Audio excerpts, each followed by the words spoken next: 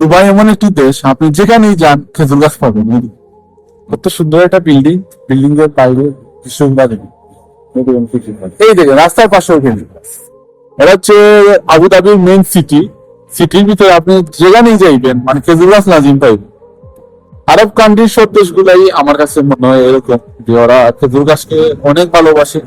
ওরা সবসময় যেখানে সুযোগ পায় ওরা খেজুর গাছ তুলে ধরে। যেদিকে যাইবেন খেজুর গাছ। কত সুন্দর একটা সিটি, সংযুক্ত আরব আমিরাতে রাজধানী, একদম মেইন সিটি ভিতরে বর্তমানে উপস্থিত আছে। কিন্তু এই সিটির ভিতরে আমি যেদিকে চাচ্ছি সেই দিকেই খেজুর গাছই আছে। আসলে খেজুর গাছের সৌন্দর্যতা হচ্ছে আলাদা, কারণ ওরা সাজাইয়া গুজাইয়া মানে কন্টিনিউ এই গাছগুলা ওরা সুন্দর করে রেখে, ওদের অনেক লোক আছে। পাশে খেজুর গাছ।